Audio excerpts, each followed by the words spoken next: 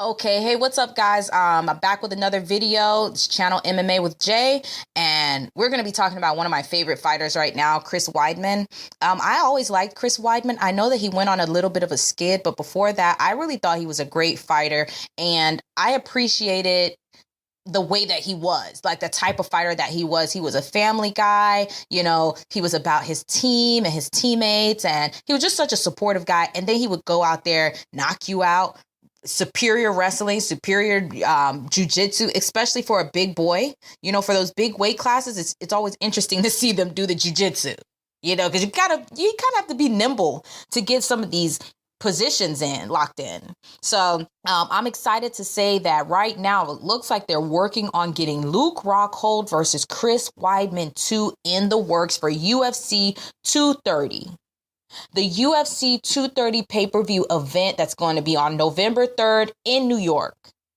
Now, Chris Weidman, he's up and down in New York. He's lost a fight in New York. He lost a big fight in New York, a very embarrassing loss to Yoel Romero when he got KO'd by that flying knee. He lost that in front of his hometown crowd, and then he went back and got a win, and I forget who that was against, but he did go back and get a win in Long Island. So, he's up and down in New York, but this was a fight that I always wanted to see. I always thought that Chris Weidman should have got a rematch against Luke Rockhold. Luke Rockhold was losing that fight. Luke Rockhold was losing that fight.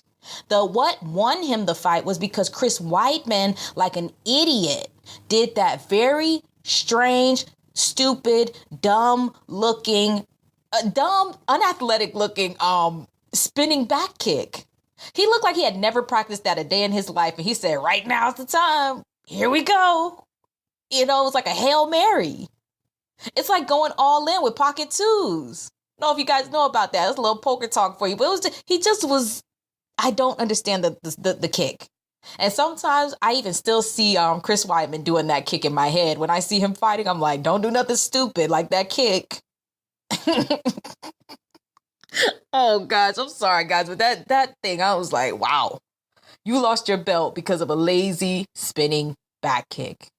It didn't land, and it did not even spin that well. Anyways, Luke Rockhold went ahead and took that win. Luke Rockhold was incredibly arrogant before the, pre-fight, and he was arrogant post-fight, So I think this would be a great fight for these two guys. They're both Chris Weidman, actually, he's coming off of a win, but he's coming off of that injury, so he hasn't been in the octagon in a while. So it's nice to see him kind of get a fight, get something. You got to fight somebody. Why not Luke Rockhold? But Luke Rockhold, on the other hand, is coming off of that loss to Yoel Romero. Now, we know Yoel Romero is apparently a world beater. He doesn't look like it in his fights, but all of a sudden, you're knocked out.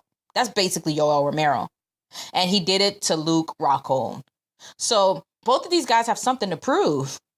Absolutely, both of these guys have something to prove. And Luke Rockhold is so arrogant with that goofy outfit that he was wearing when DC won the strap from Stipe. Everybody was clowning him about that outfit. I don't know if you guys like that outfit, but if you did, I want to say not a lot of people liked it. So please don't try to copy or mimic that look that he had. That boat look, that yacht boat look, Anyways, I don't know if you're a Luke Rockhold fan or if you're a Chris Weidman fan, but, go ahead and leave your thoughts in the comment section, and I'll get back to you guys. Also, hit that subscribe button.